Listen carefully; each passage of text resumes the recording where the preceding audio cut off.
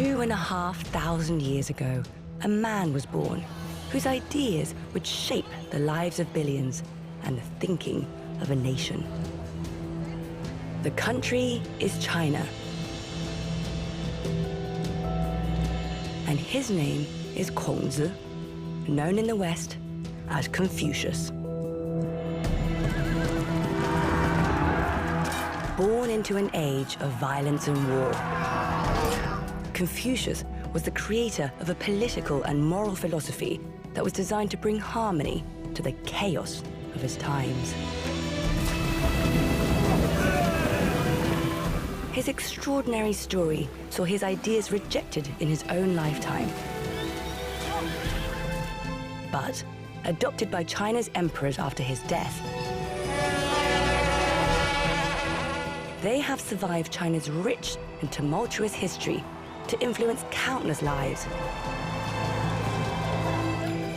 not just in Asia, but across the world.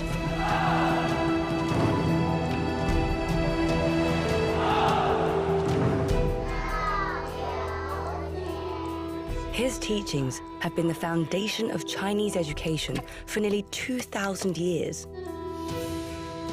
His ideas of meritocracy, obedience, and moral leadership have profoundly shaped China's political and economic landscape.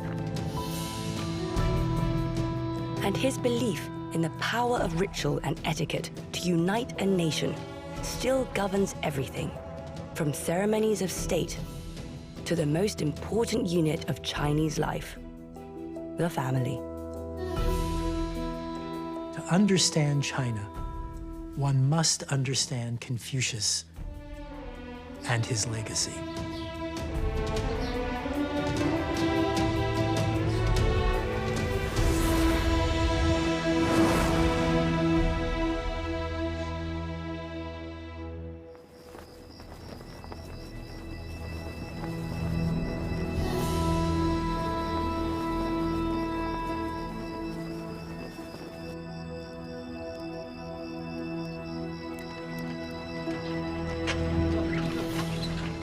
The story of Confucius's life was first written down in the Han Dynasty, 400 years after his death.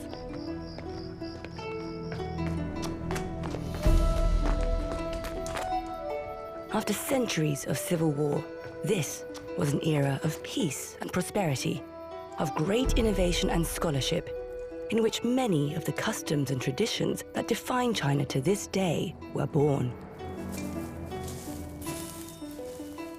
At the heart of court, the grand historian Sima Qian devoted his life to writing the first full history of China, the Shiji.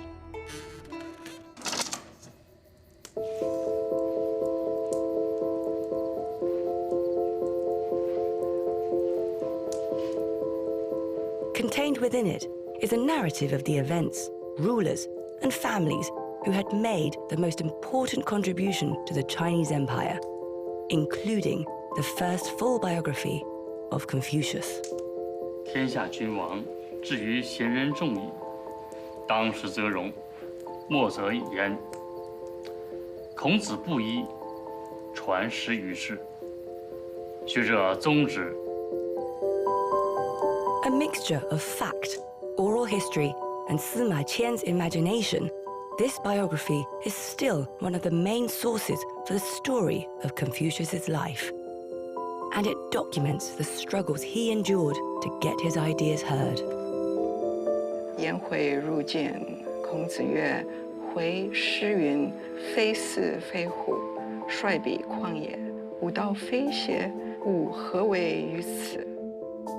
The biography of Confucius by Sima Qian is actually so important because it's the first attempt, the very first one, to draw together many stories that emerged in the 300 years since Confucius' death.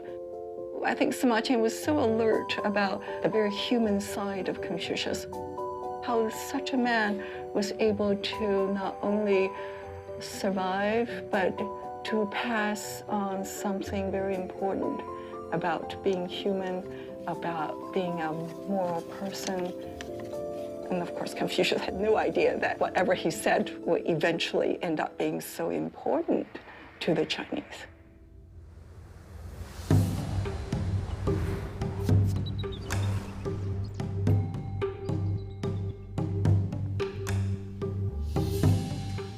孔子生鲁，长平乡周邑，生而手上于鼎，故因名曰丘云。字仲尼，姓孔氏。 Confucius's father, a retired military officer, had already fathered 9 daughters with his first wife, and a club-footed son with his concubine. But desperate for a healthy male heir, he courts the 17-year-old daughter of a local family.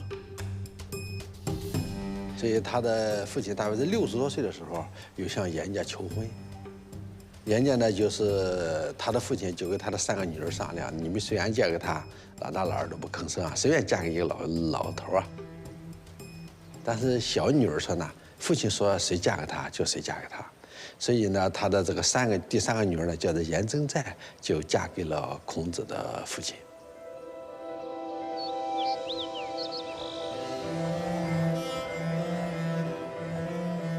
Desperate to conceive, Confucius's parents went to a local sacred mountain, Mount Ni, in order to pray for a son. Sima Qian said the father and the mother of Confucius had a tryst in the wild. In Chinese, it's 野交, and Confucian scholars were very uncomfortable with that idea. But I think what this means is this: Confucius' father was about 60 when he had this relationship with Confucius' mother, who was in her teens, and that's perhaps considered very inappropriate. But it's also about, hey, Confucius was just very human from the beginning, and he had lots of problems to sort out as he grew up.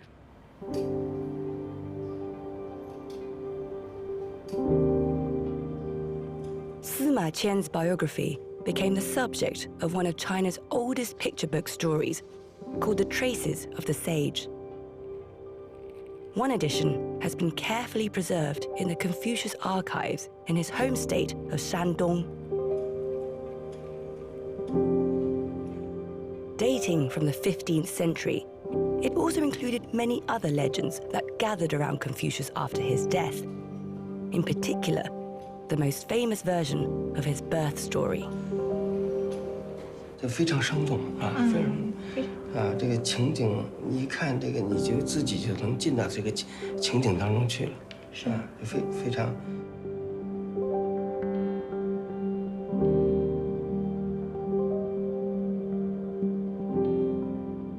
This scene illustrates the visit to Confucius's mother of a mythical creature called a qilin.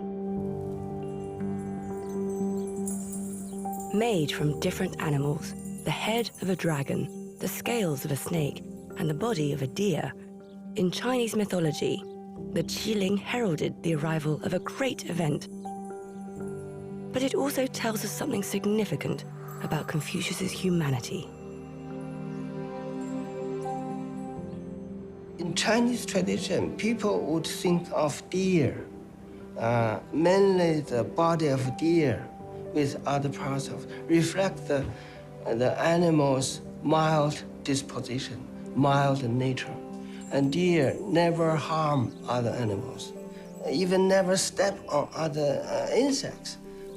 I think this is why qilin was so significant in this picture, to tell people the idea why Confucius is a very distinguished figure, not very much, one of the ordinary people.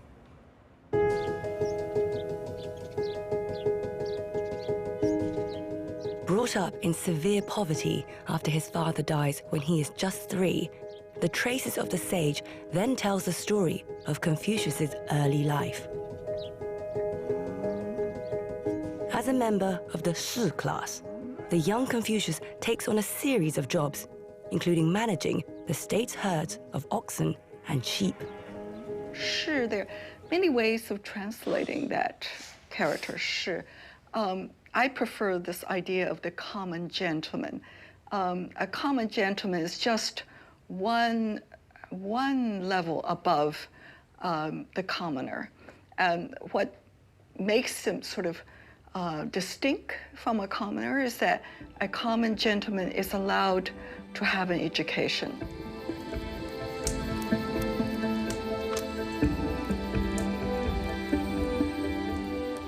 As a result, Confucius decides to open a school from which his reputation as a philosopher would be born, and which eventually, we are told, attracts over 3,000 students. It's not schooling in our sense. It's not academic training. As with the early ancient Greek philosophers, it's schooling in a way of life by powerful people. So people with access to power, people with some leisure, people who wish to rule wisely and well. 古人育民，明德于天下者，先治其国；欲治其国者，先齐其家；欲齐其家者，先修其身；欲修其身者，先正其心。 Over time, Confucius's teachings would form the basis of one of China's most sacred texts, the Analects. A collection of his most important thoughts and sayings, they have followed the development of Chinese civilization. Originally compiled by his disciples on fragile bamboo slips, the oldest fragments of the text have been discovered in tombs dating from 300 BC. And they reveal the circulation of different versions of the book in the centuries after his death.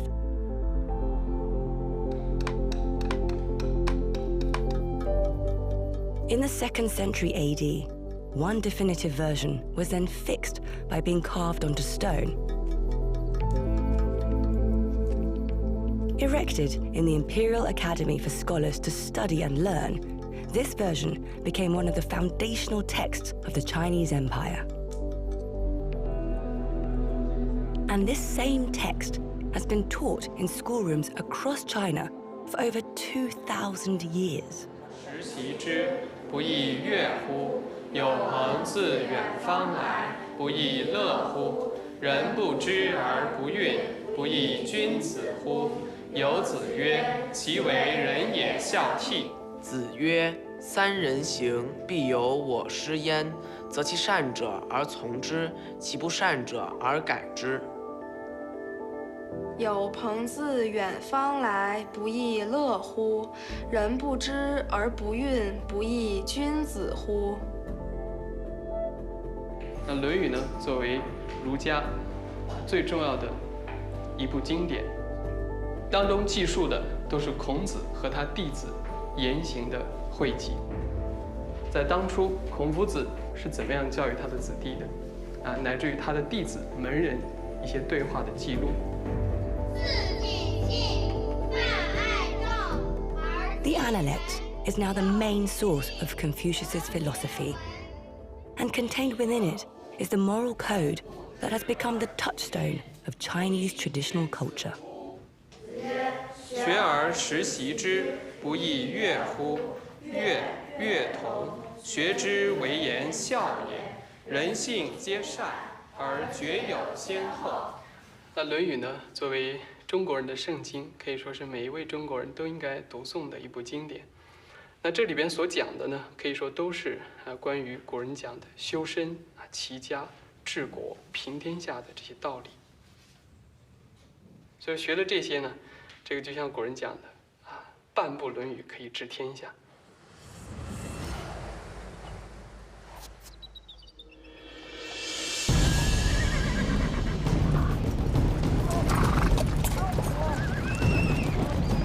Born around 551 BC, Confucius lived in an age of political chaos and war.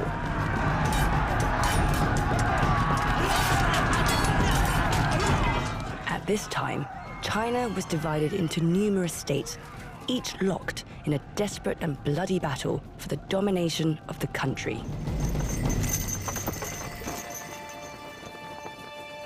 Confucius is born in an era when all he sees around him is continual warfare. One state fighting against another state. They're assassinating rulers and extinguishing kingdoms as fast as they can.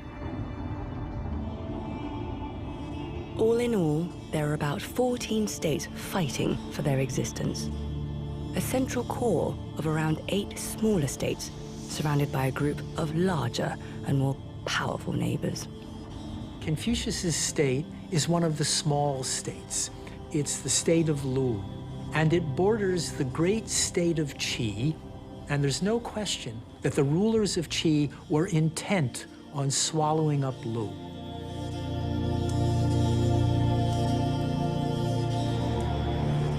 Desperate to find a solution to the violence of his age, Confucius looked back to the past.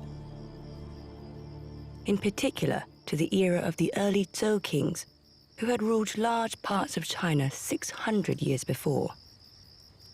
Many people, including Confucius, looked back to the Zhou as a golden age, as a time when rulers governed their people with virtue and kindness and compassion.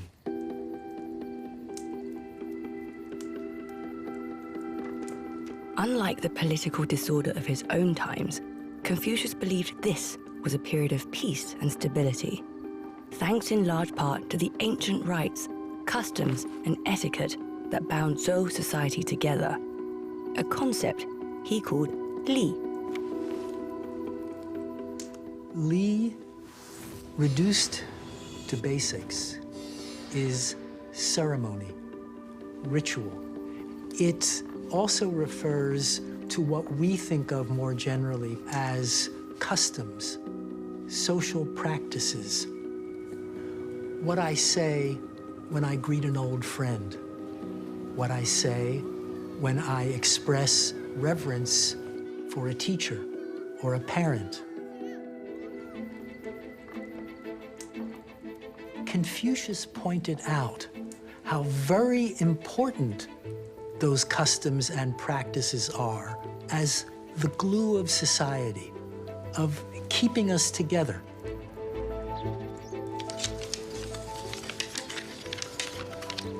道之以政，齐之以刑，民免而无耻；道之以德，齐之以礼，有耻且格。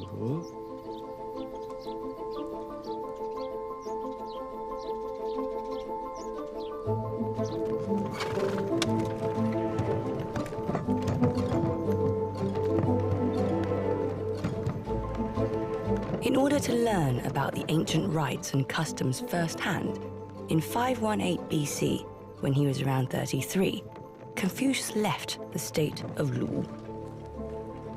Given a carriage and 2 horses, he traveled a great distance to the ancient capital of the Zhou kings in modern-day Luoyang.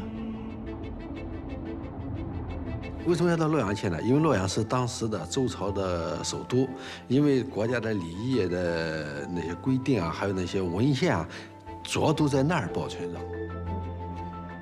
孔子在洛阳的时候呢，他还非常有幸见到了老子，因为老子是当时候的主下史，就相当于现在的国家档案馆和国家图书馆的馆长。孔子呢，也就能够呢更好的、更熟悉了周代的这些 文献还有它的这个礼仪的规定。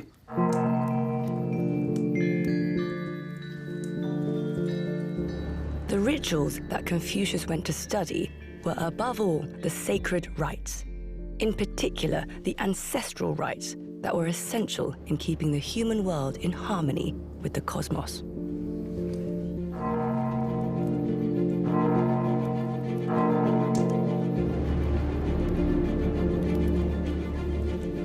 When we talk about many of the rites, what we're talking about is blood sacrifices, offerings of blood and wine, and offered to the ancestors and the gods in heaven.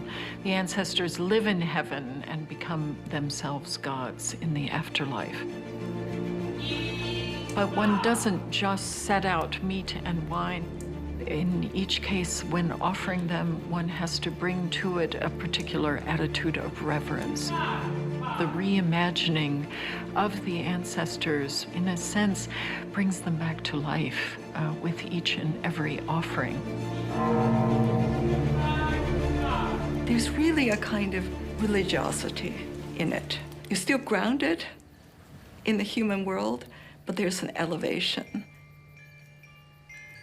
One has to very clearly distinguish that kind of religious experience from, I would say, religious experience that involves a creator with a force that's outside of the human world.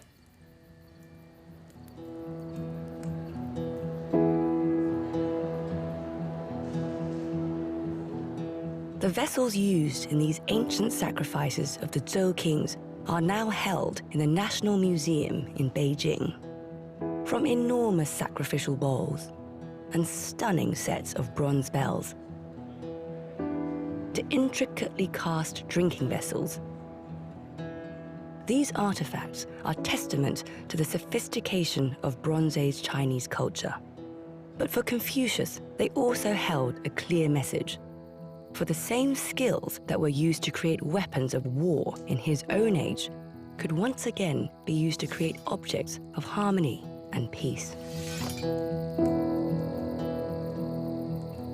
What happened in this period was the beginning of the aestheticization of the human culture, lifting the human being out of our animality and making us into something that is elegant and enchanted. Confucius, at the beginning of a very troubled period, tried to reestablish the Li that had faltered as China became increasingly involved in war.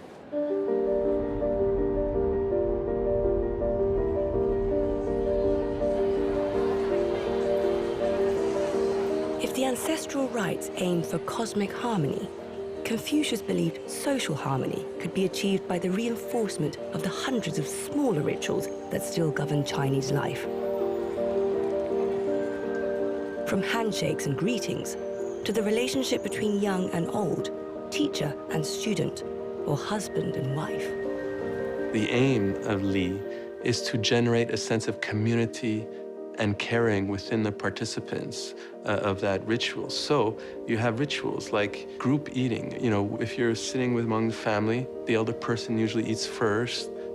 So when you have drinking rituals, including the family and the teacher, the student is supposed to drink like this without facing the teacher.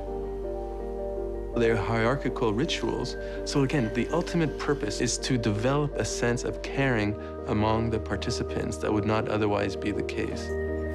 Confucius' genius lies in that realization that what he was doing was transmitting something that was already in everyday practice within the family, within the community. And so these rites, these ritual practices, which were not arbitrary, but have been tested through time by others.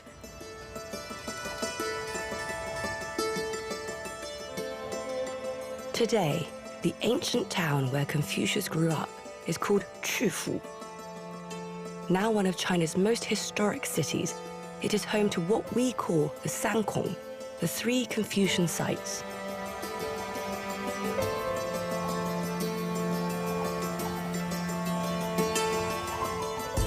The first is the Kongmiao, the Temple of Confucius, which is the largest cultural complex in China after the Forbidden City in Beijing. Next door is the Confúcio, the Confucian mansion, where his later descendants were honored and lived in splendor. And on the edge of town is the enormous Kongling, the Confucian forest, where Confucius himself is buried, surrounded by generations of his family.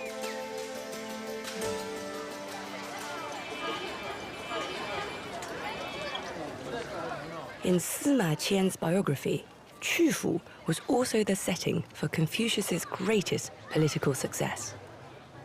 At the age of 50, Confucius had entered local government and had been promoted to the role of 思考, the minister of crime, where implementing his ideas of 礼, he transformed the fortunes of his state.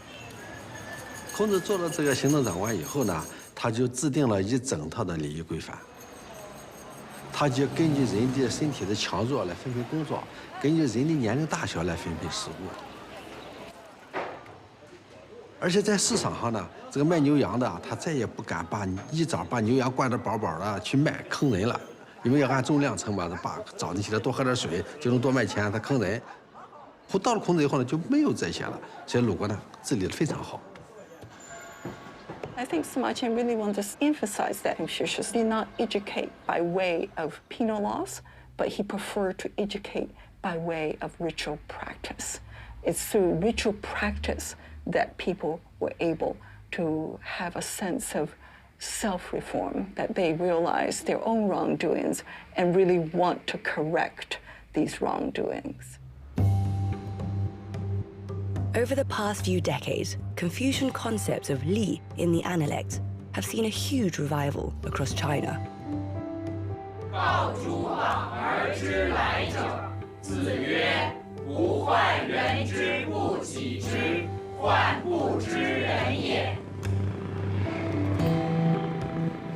As part of this revival, at Beidongye village, just an hour's drive from Qufu, the morality of the Analects has been woven into daily village life.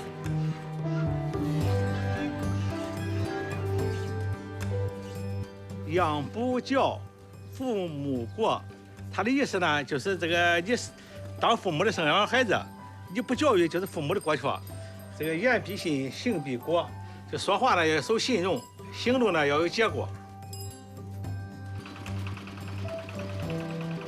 For the past 2 years, the village elder has introduced Confucian lectures to the village, which begin with a daily broadcast of the 弟子规, a simplified version of the Analects. 俺村的呢，我每天早晨呢，都从7点半的时候给村民就放《弟子规》，每天早晨放一次。这个咱通过放《弟子规》来提高村民的思想觉悟，来建设咱的和谐村庄。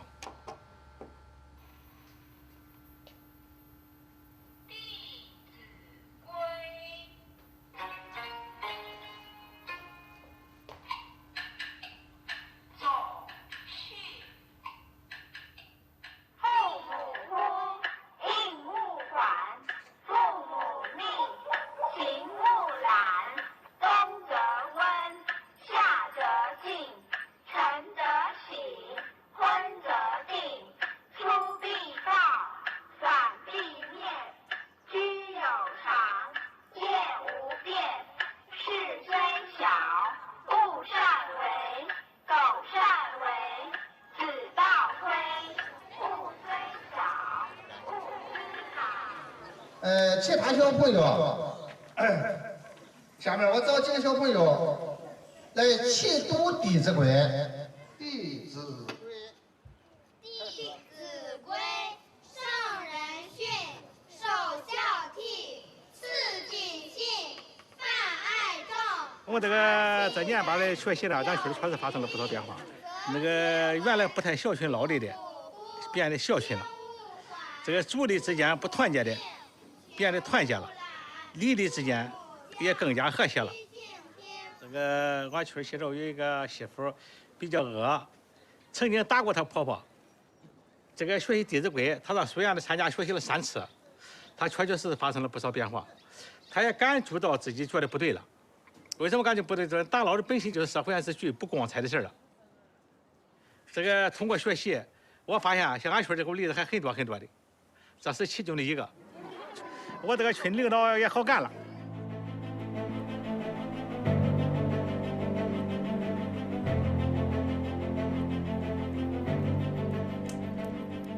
In Confucius's own lifetime, the reintegration of the ancient rites transformed the prosperity of his state.